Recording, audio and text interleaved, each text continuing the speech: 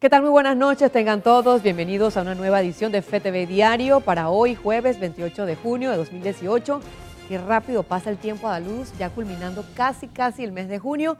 Y bueno, estamos ya listas con todo lo que acontece en Panamá y el mundo. ¿Qué tal, Adaluz? ¿Qué tal, Lourdes? ¿Qué tal, amigos televidentes? Así es, y también un día histórico, el día en que Panamá se despide del Mundial Rusia 2018 con ese tercer partido. Saludamos también cordialmente a todos los que nos sintonizan a través de los 94.1 de Radio Hogar. Gracias por su sintonía. Vamos de inmediato con los titulares.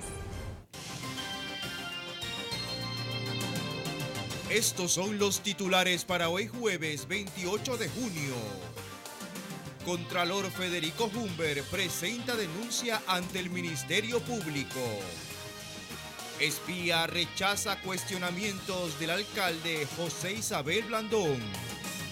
Viceministro de Finanzas indicó que huelga del Suntrax afectará el crecimiento económico del país. En las internacionales, presidente Nicolás Maduro tildó de culebra venenosa al vicepresidente de Estados Unidos. Oposición nicaragüense anuncia nueva ofensiva para presionar la renuncia del presidente Daniel Ortega. Esto es FETV Diario. Iniciamos. El irregular manejo de las planillas y donaciones en la Asamblea Nacional llegó al Ministerio Público. El contralor Federico Humber presentó las primeras denuncias sobre este caso. Recién conversamos con la señora procuradora para explicarle que los procesos van a ser mucho más rápidos, puesto que estamos presentando auditorías puntuales de cada tema conforme los vamos hallando. La denuncia que se presentó hoy es por el manejo poco común de múltiples cheques que se cambiaban en bloques, que se cambiaban en el mismo cajero, la forma en que se emitió. Y en este mismo tema siguen los descontentos con el legislativo por impedir la labor del contralor. Aunque hayan otros temas que puedan desviar la atención pública, hay quienes siguen muy atentos a las irregularidades dentro de la Asamblea Nacional. Cada vez más el descontento ante la postura de este órgano de evitar las auditorías se acrecienta.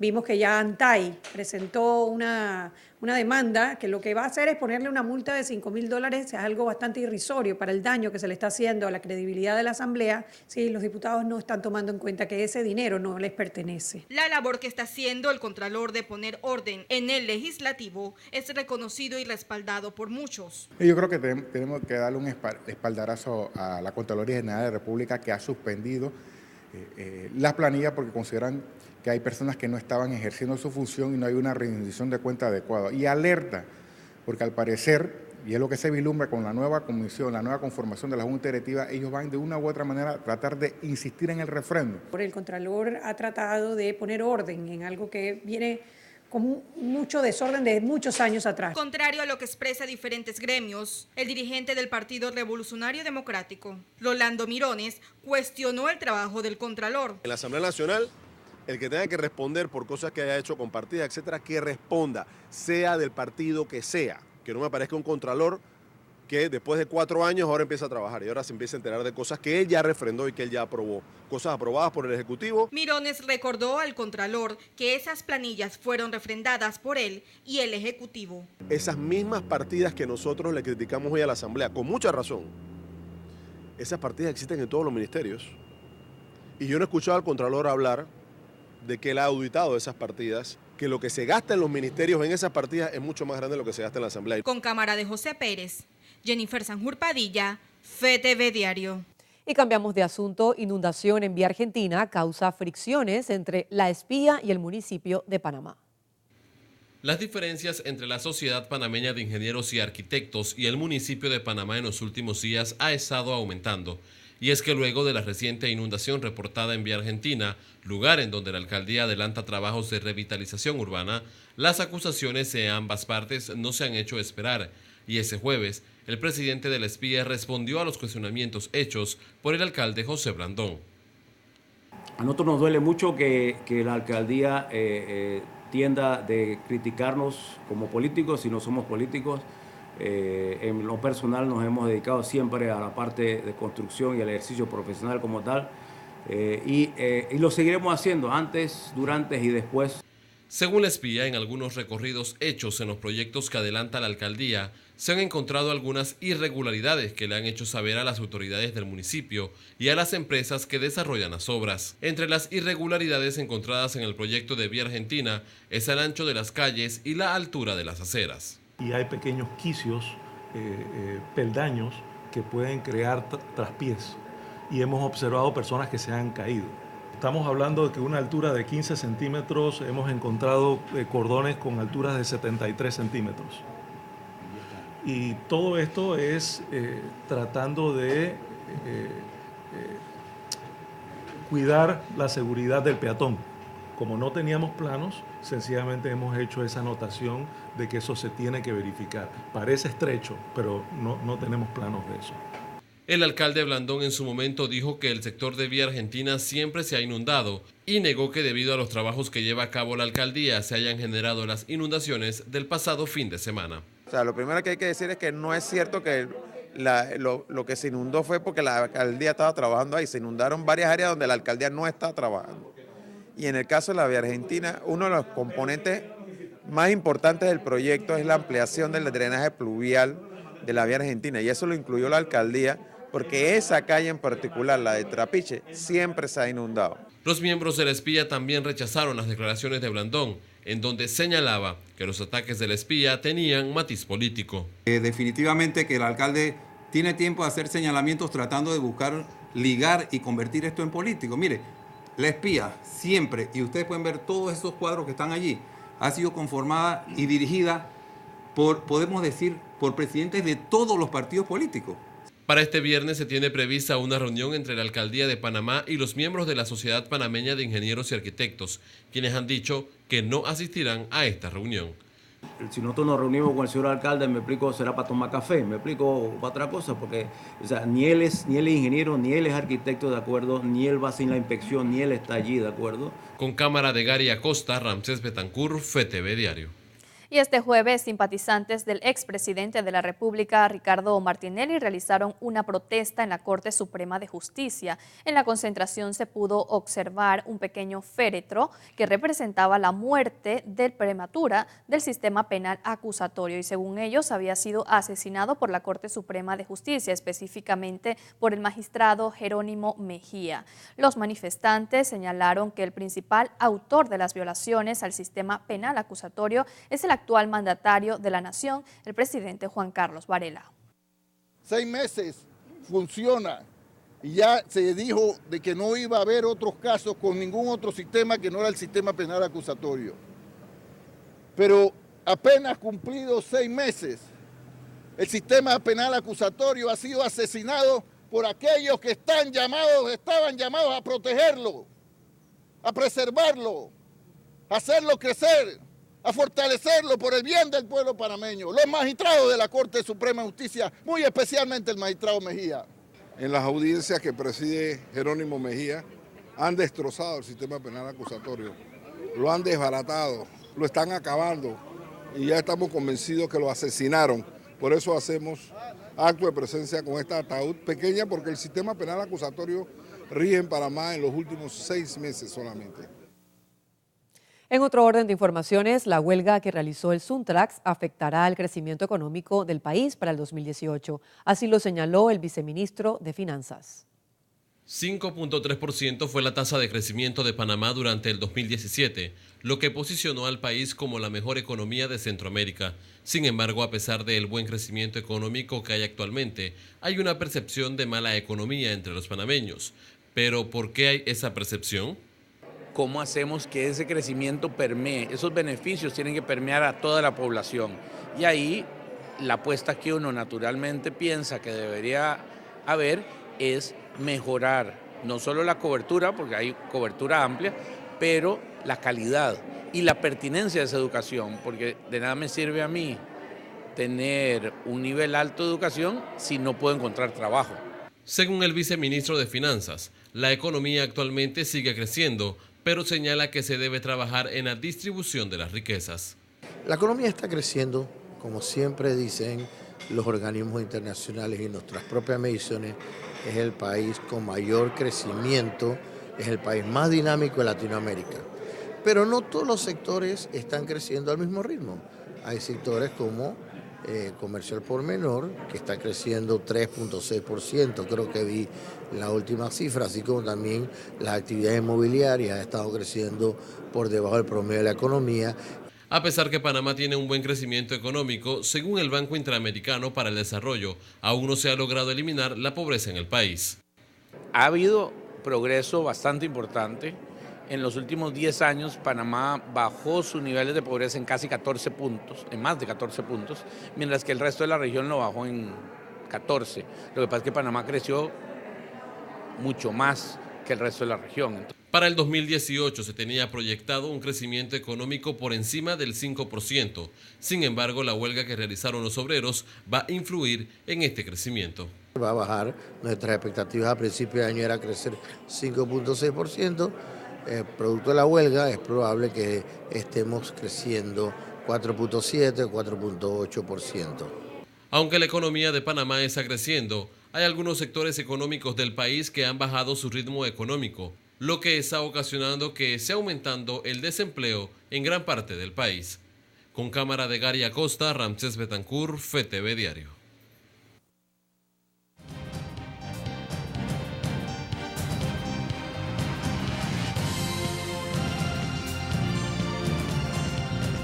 Bien, amigos de FTV Diario, como todas las noches, ya está con nosotros el profesor Edwin Cabrera, que en su primer análisis nos hablará sobre la calidad del servicio y respuesta a la comunidad de los servicios públicos. Buenas noches, profesor.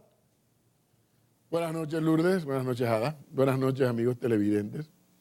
Óigame, ustedes ayer pudieron haber visto aquí mismo en el noticiero lo que un miembro de la Autoridad de Aseo Domiciliario explicaba en la entrevista que le dio a la periodista de aquí de FTV, todo el trámite engorroso, kilométrico, para poder comprar piezas de repuesto para los carros que recolectan los desechos.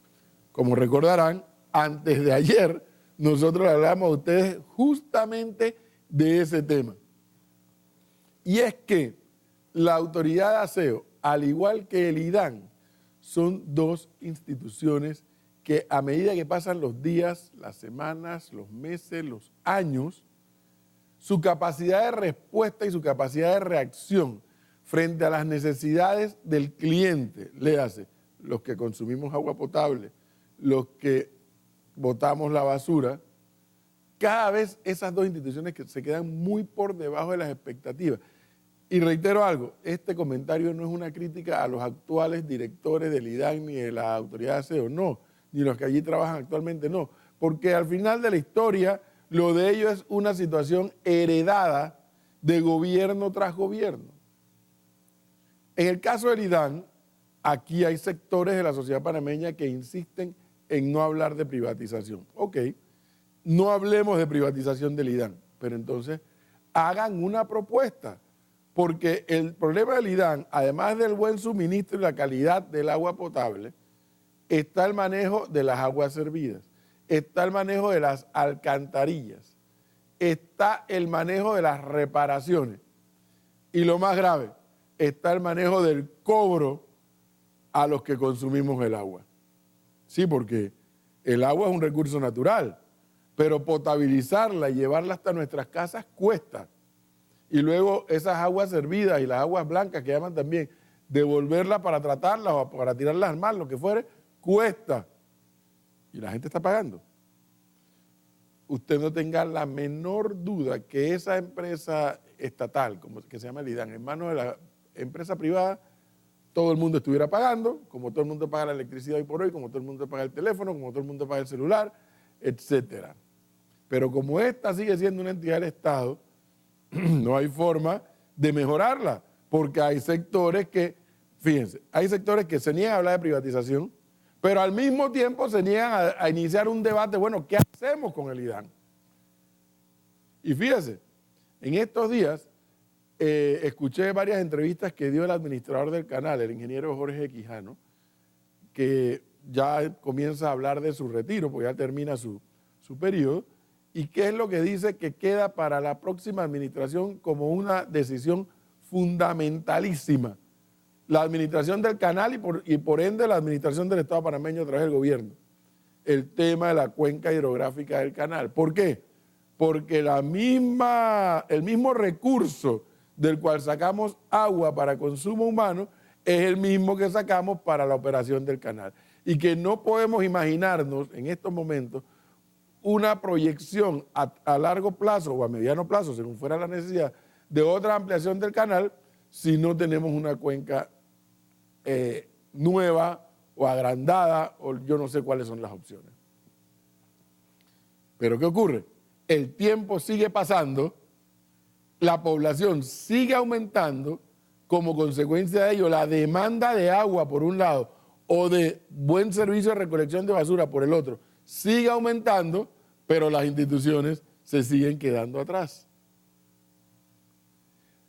Les reitero, en el caso de la recolección de basura, hay que pasársela al municipio y que el municipio a su vez le dé la concesión, no sé si son a 2 o a 3 o a 4 empresas, partiendo la ciudad en varias partes y que entre varias empresas hagan la recolección. Y en el caso del IDAN, si la decisión es no privatizar, pues entonces sentémonos a debatir como sociedad qué vamos a hacer con el IDAN, porque el tiempo sigue pasando, la población sigue aumentando y la demanda sigue creciendo.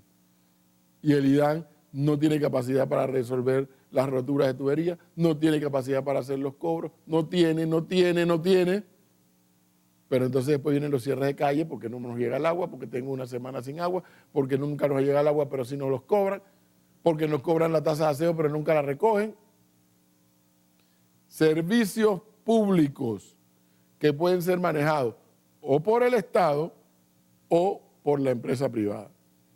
Si es el Estado, bueno, ya sabemos que el Estado tiene que ser tan eficiente como la empresa privada. Y hasta este momento el Estado panameño, salvo por la operación del canal y en alguna medida la operación de Tocumen S.A., no necesariamente el Estado se caracteriza por ser un buen administrador. Entonces, ¿qué hay que esperar? Abramos el debate de una vez por todas y tomemos decisiones, aprovechando que hay un gobierno que ya entra en su último año y que viene un nuevo gobierno. Entonces, que se busque el consenso nacional para hablar de estos servicios públicos y algunos otros más que se siguen quedando atrás.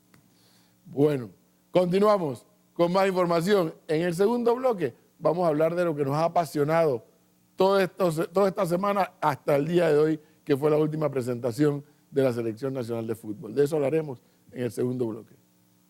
Allí estaremos muy pendientes a este segundo análisis y usted también, amigo televidente, lo invitamos a que siga en sintonía. Esto será más adelante. Vamos entonces a conocer cómo anda el mundo con las notas internacionales.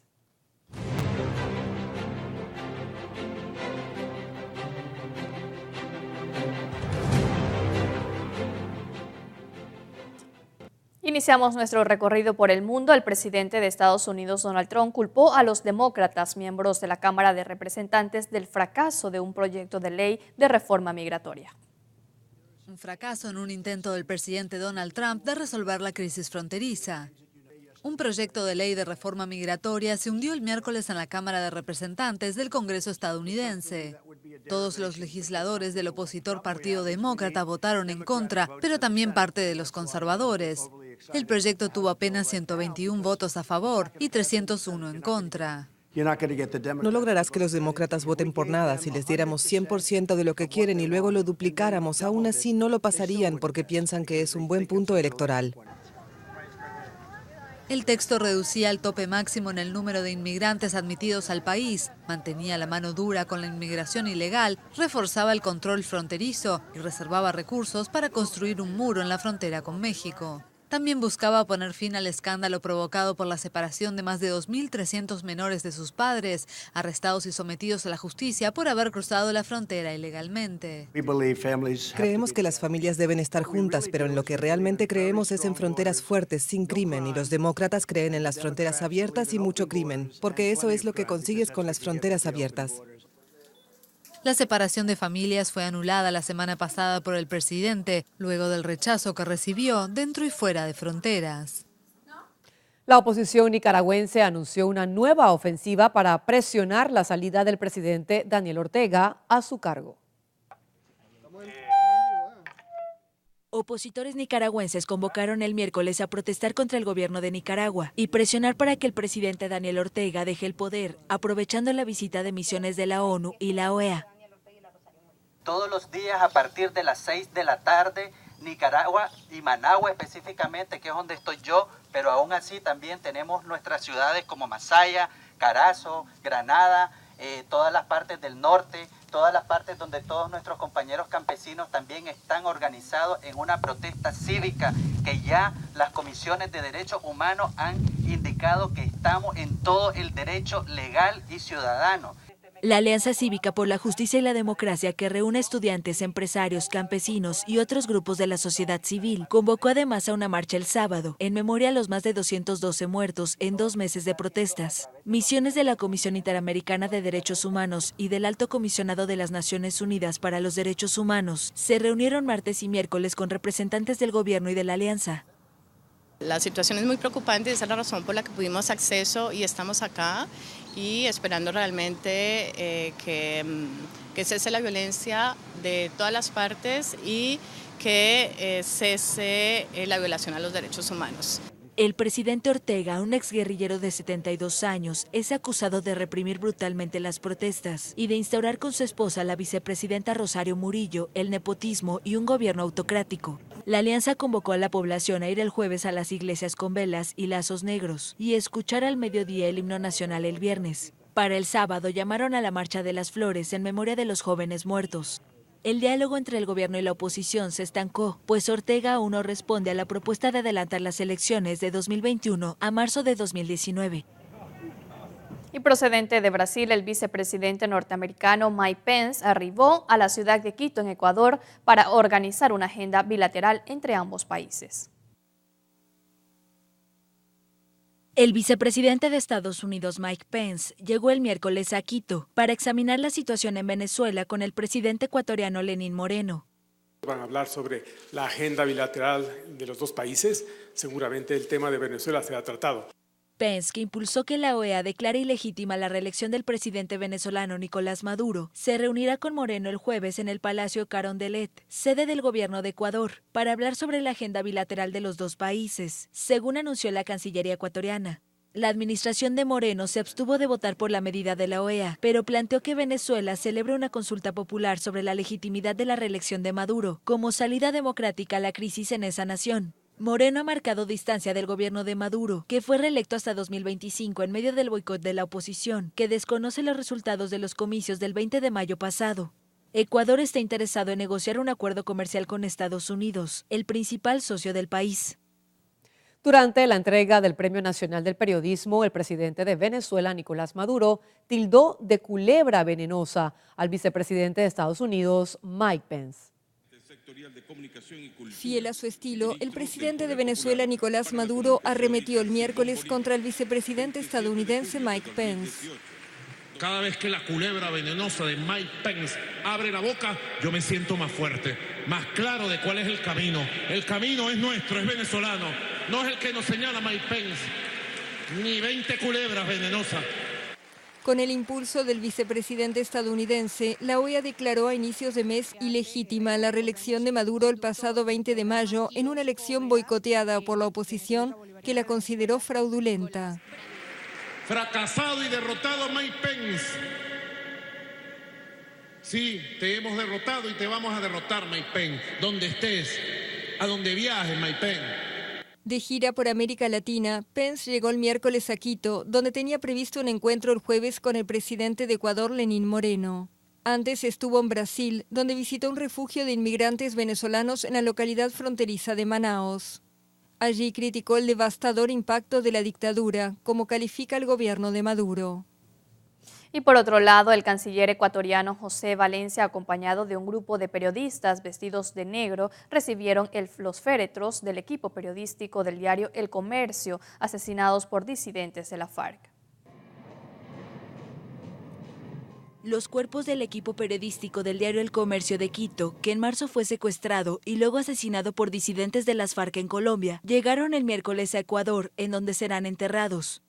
Reiterar las sentidas condolencias del señor presidente de la República, Lenín Moreno Garcés, a los familiares y a todos ustedes que están aquí presentes, colegas de periodismo, por el fallecimiento de nuestros queridos miembros, integrantes del equipo periodístico del Comercio. Un avión militar transportó los cuerpos desde Cali, Colombia, en donde se comprobó la identidad de los cadáveres que fueron recuperados en una fosa en medio de la selva rodeada de minas. Los féretros del periodista Javier Ortega, el fotógrafo Paul Rivas y el chofer Efraín Segarra fueron recibidos por el gobierno, un grupo de periodistas, familiares y amigos. El equipo periodístico realizaba un reportaje en la frontera con Colombia, donde operan bandas de narcotráfico tras inusuales ataques contra la fuerza pública de Ecuador. Ahí cayeron en poder de un grupo que dirige el ecuatoriano Walter Arizala, alias Guacho, que fue guerrillero de las FARC y que pretendía la excarcelación de presos en Ecuador, a cambio de la liberación de los rehenes. Lo más doloroso para mí es ver en las noticias y ver la impotencia que tuvo el gobierno, el quemimportismo, al no poder ayudar rápido con la repatriación del cadáver y encontrarlos. Cuando hubo las negociaciones, el gobierno creo que pudo haber hecho más para regresarlos con vida. Los ataúdes cubiertos con la bandera de Ecuador fueron llevados en una caravana motorizada hasta la sede del Comercio, donde se instaló una capilla ardiente. El viernes se llevará a cabo la inhumación. Bien, hasta aquí la actualidad internacional. Momento de hacer una pausa comercial. Así es, ya volvemos.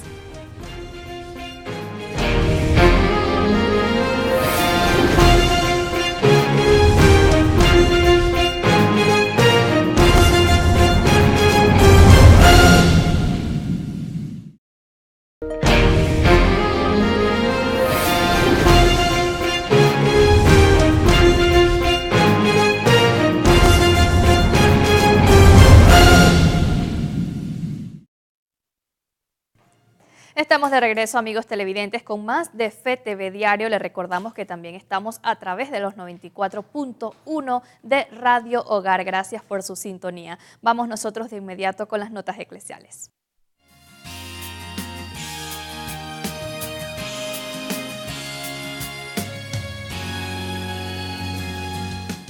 Bien, y hoy tenemos que hablar del consistorio ordinario público para la creación de 14 nuevos cardenales. Esta ceremonia se realizó en la Basílica de San Pedro en el Vaticano. El Papa Francisco les dedicó unas palabras, entre ellas les dijo: huyan de las intrigas y nunca se crean superiores a nadie. Veamos.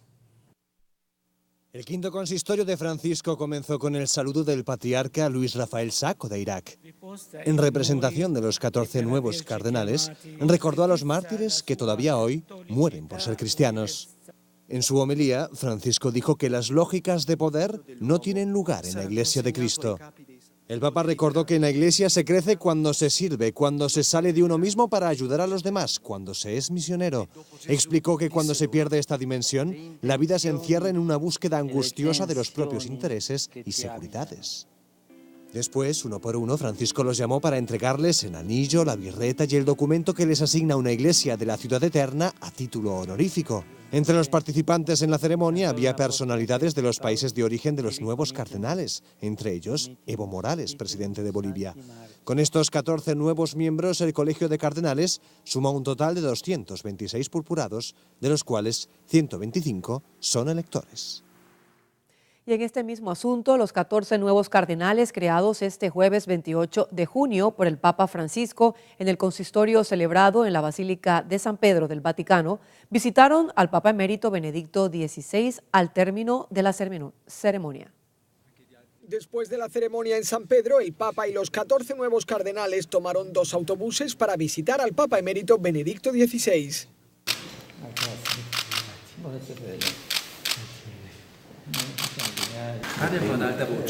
De Perú, y muy agradecido por lo que nos dijo en Aparecida en el 2007. Georg Ganswein, prefecto de la Casa Pontificia, tuvo que acabar con algún que otro mosquito, sobre todo mientras Benedicto recordaba al cardenal Becciu su nuevo encargo en la Congregación para las Causas de los Santos.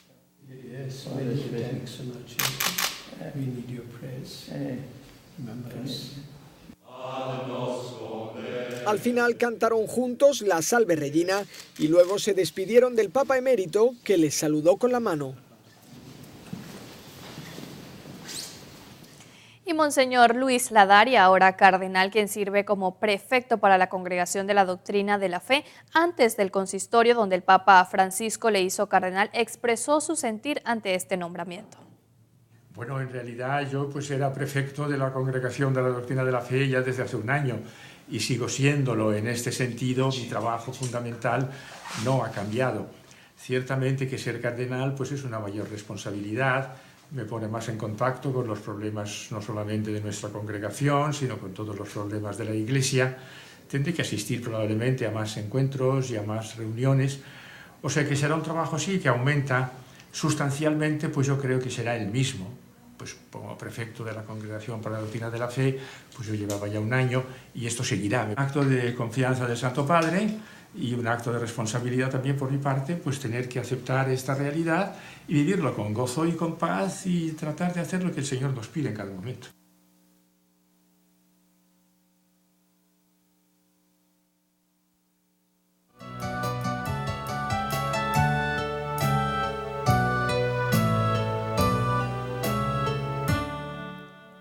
Así es, y para ampliar un poco más este tema, amigo televidente, ya se encuentra con nosotros el padre Francisco Verar, que hoy nos dará detalles sobre el nombramiento de los 14 nuevos cardenales por el Papa Francisco. Buenas noches, padre.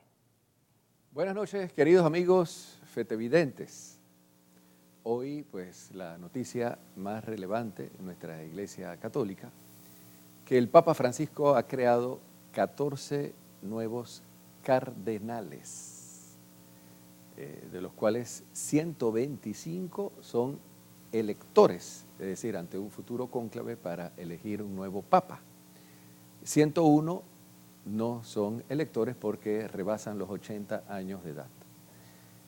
El número de cardenales, según los papas que los creó, Juan Pablo II creó 77 cardenales, de los cuales 18 eran electores y 59 no electores. Llama la atención, ¿verdad?, que el pontificado de San Juan Pablo II fue alrededor de 25 años.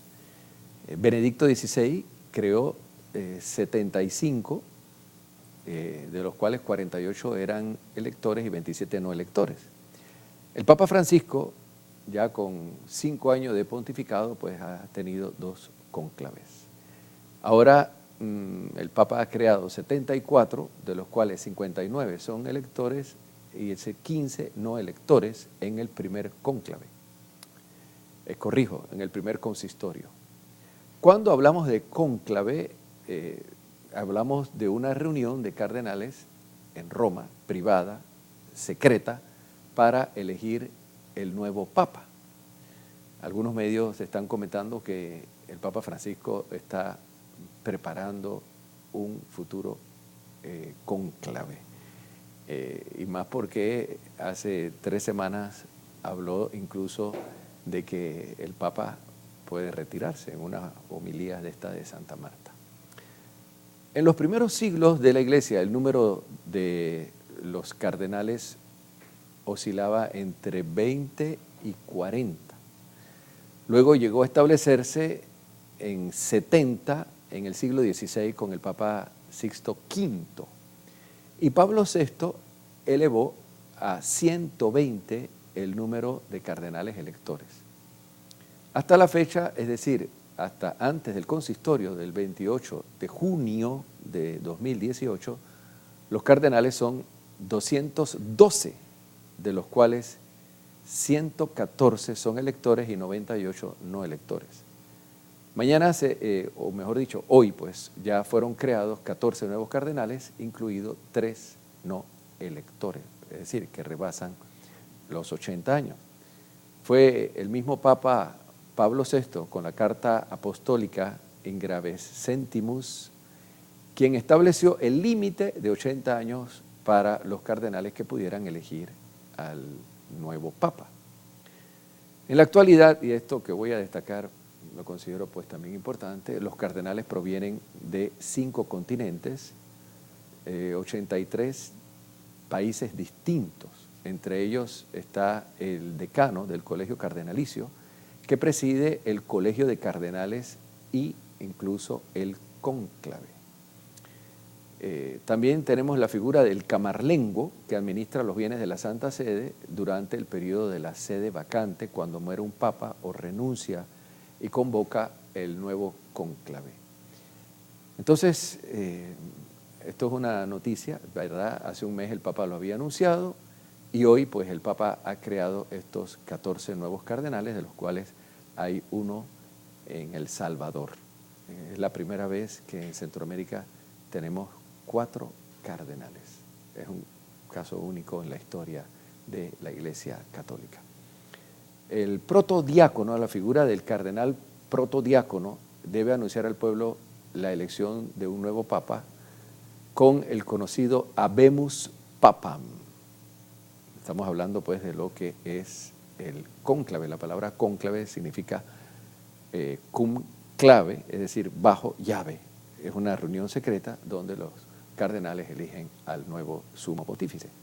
Es la noticia para hoy y cerca incluso de la fiesta de Pedro y Pablo, que en Panamá nosotros la celebramos el domingo siguiente, el 29 de junio, mostrando así nuestra fidelidad al sucesor de San Pedro, en este caso el Papa Francisco. Este año, y corrijo, este domingo, en todas las parroquias de la ciudad de Panamá, como también en todas las parroquias de la provincia eclesiástica, todas las provincias civiles y también en el mundo entero, las colectas que se hacen con ocasión de la solemnidad de San Pedro y San Pablo está destinada a la Santa Sede, en concreto al Papa Francisco, en este caso, la colecta denominada del óbolo de San Pedro. Así que no olvidemos en todas las parroquias dar nuestro aporte para las obras del Papa Francisco. Por ahora es todo, queridos amigos, y nos encontramos el día de mañana. Que Dios los bendiga. Muchísimas gracias, Padre, por este enfoque pastoral y vamos entonces a continuar con más información. Tenemos que el Centro de Coordinación de Información de la Cancillería y la Embajada de Panamá en Nicaragua coordinaron el retorno de 112 transportistas de los 129 que han sido afectados por la actual situación en el hermano país de Nicaragua. Aún quedan 17 panameños por retornar. El gobierno nacional hace un llamado para que se mantengan suspendidos nuevos envíos a Nicaragua mientras continúen los conflictos. En el comunicado, el gobierno de Panamá condena los hechos de violencia que ocurren en el hermano país en contra de sus ciudadanos. Vamos a continuar con información desde Colón porque celebrando el mes de la familia, la alcaldía del distrito de Colón realizó una boda colectiva en el Paseo Marino donde 50 parejas se unieron civilmente. La actividad tiene el propósito de que las familias colonenses tengan hogares más unidos. ¡Qué bonito! Gracias a Dios una vez más pues haciendo el trabajo de unir a las familias, de aportar un granito de arena a Colón, a nuestro Colón, nuestra verdadera imagen que es el amor, el respeto, la tolerancia entre estas 50 parejas que hoy día se van a decir un gran sí y con mucho amor.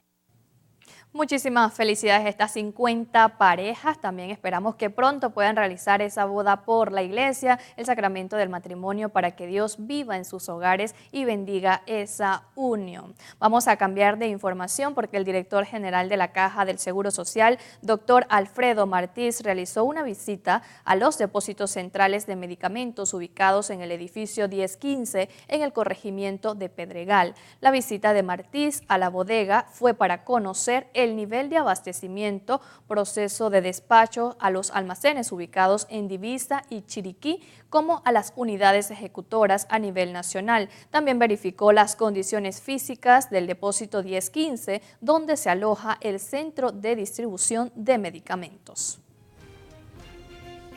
Bien amigos, un alto en la información. Usted manténgase allí porque aún tenemos mucho más que contarles. Al regresar, el profesor Cabrera con el segundo análisis de la noche. Así es, ya volvemos.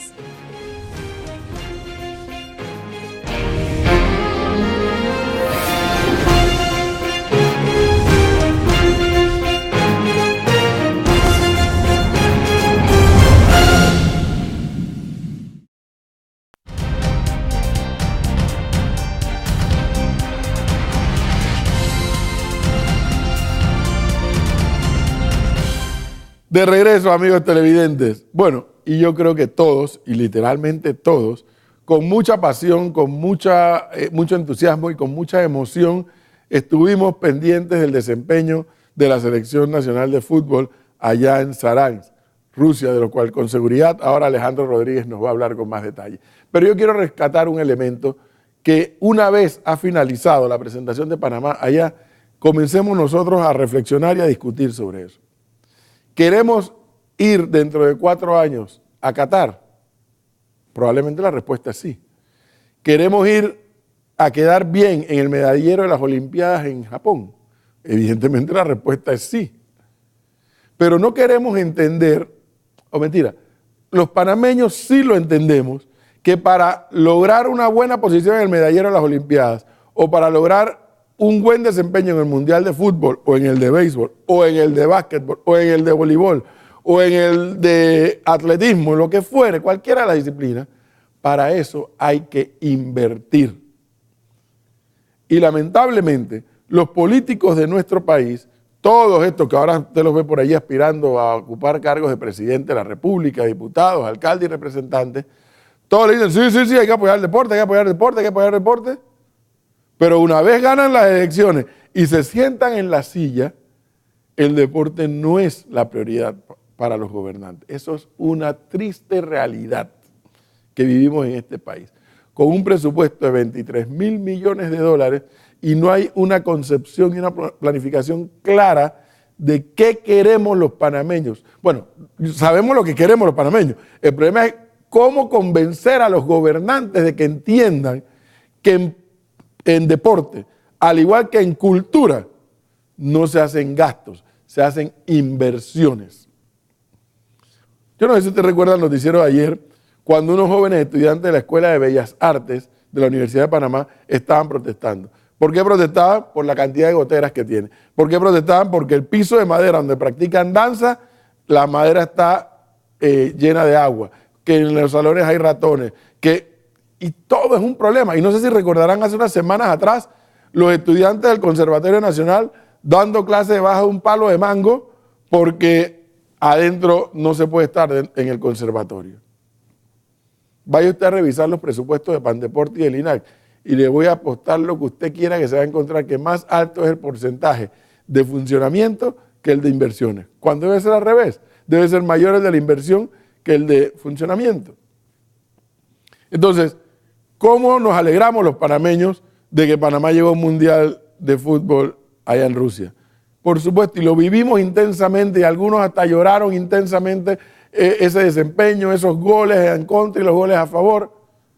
Pero ahora que ya terminó, créanme, amigos televidentes, y ahora que a usted le van a estar tocando la puerta para pedirle el voto para diputados y para presidente, pregúntele cuál es la propuesta sobre deporte, usted se va a dar cuenta, y sobre cultura, porque no divorcie. Las dos cosas son fundamentales para que el Estado se desarrolle más y mejor, créame. Esto no lo estoy inventando yo, es porque lo he leído de los expertos en otros países del mundo y expertos panameños también.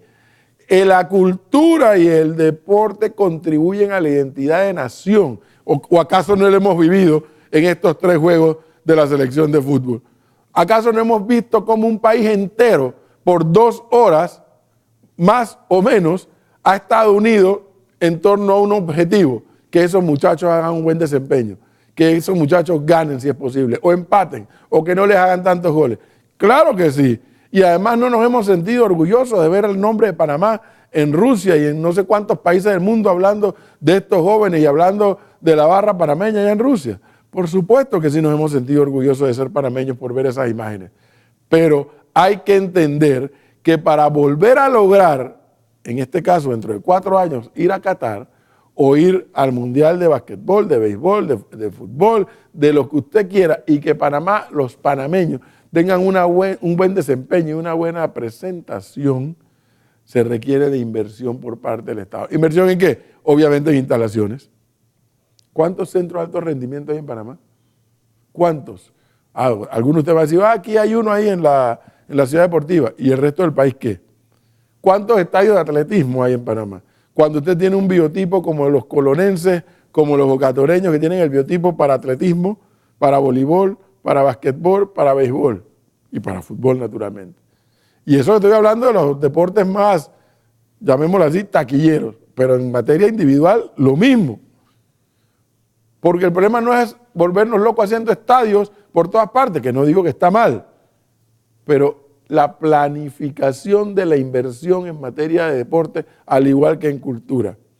Cuando un Estado invierte en deporte y en cultura, está invirtiendo en hombres y mujeres con disciplina, con objetivos claros, con una visión de país también clarísima, con un sentido de pertenencia y de identidad enorme. No son ese tipo de personas las que necesitamos. Pero bueno, es que es difícil que se invirtamos mucho en cultura y en deporte si no tenemos también una buena inversión, no un gasto en educación. Entonces, todo esto está hilvanado. Ahora que ya ha terminado Panamá su presencia en el Mundial de Rusia, ojalá comencemos a hablar al margen de los políticos, el resto de la sociedad, de esto. Y si los políticos en algún momento entienden el tema, mejor aún. Continuamos justamente con más deportes y don Alejandro Rodríguez allá en Saransk, Rusia.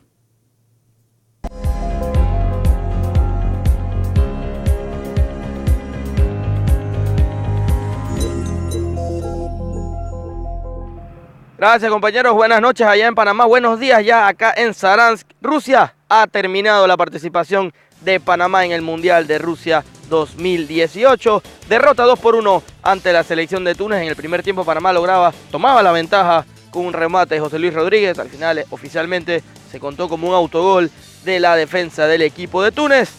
Segundo tiempo realizaba cambios el técnico de la selección de Panamá, Hernán Darío Gómez. No funcionaron las cosas y al final la victoria se la lleva el equipo africano. 2-1 la victoria para el equipo de Túnez. 3 derrotas para el equipo panameño, que deja con 2 goles a favor de nosotros, 11 goles en contra. Tal vez no lo que se esperaba o lo que se pensaba que podía sacar la selección de Panamá. Tal vez intentar sumar un punto o sumar de a 3, quien quita que no, en este partido ante la selección de Túnez.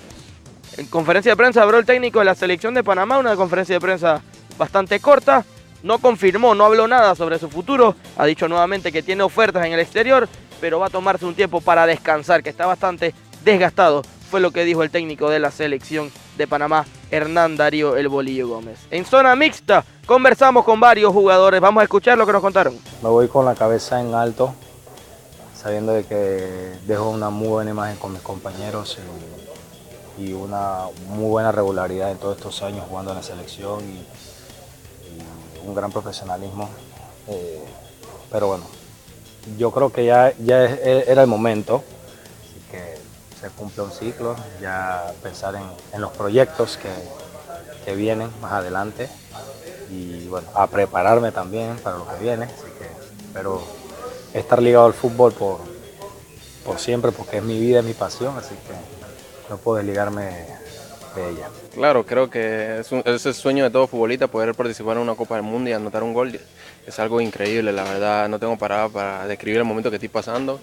La verdad quiero agradecerle a todo este grupo de compañeros que siempre estuvieron ahí apoyándome, dándome la voz de aliento, creérmela y agradecido con el profe por darme el minuto. Creo que tan joven y disputar los 3 partidos del Mundial es algo que la verdad no tengo palabras y solo agradecer a Dios.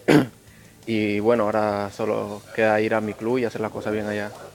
Era lo que comentaban los jugadores de la selección de Panamá tras su salida del estadio hacia la concentración. La selección en estos momentos está viajando hacia Moscú para luego partir hacia los Estados Unidos, donde al final romperán grupo. Algunos llegarán a Panamá, otros se irán directamente hacia sus clubes. Nosotros a partir de mañana iniciamos el regreso hacia la ciudad de Panamá para estar el día lunes allá en el estudio con ustedes. Es lo que tenemos para hoy en Información Deportiva. Regresamos con ustedes. Aquí le vamos a estar esperando a Alejandro Rodríguez. Excelente reporte desde Rusia con toda esta cobertura del Mundial 2018. Y queridos amigos, con la última participación de la selección nacional en su primer Mundial, el pueblo panameño quiso enviarles un mensaje muy especial.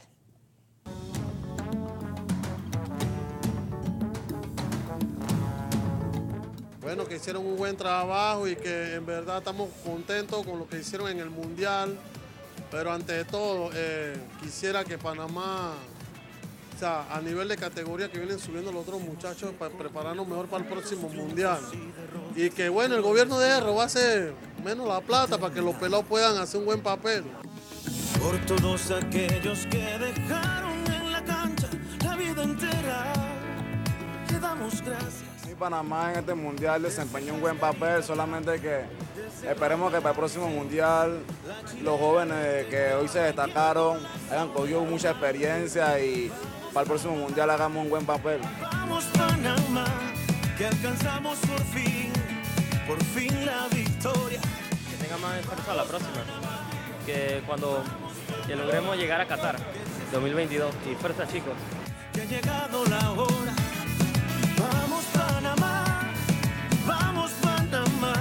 Bueno, que sigan así, que lo hicieron excelente y que todos los panameños somos felices. Vamos Panamá. Bueno, que hicieron un buen papel y ¿sabes? El pueblo panameño está feliz por la representación que hicieron allá en Rusia.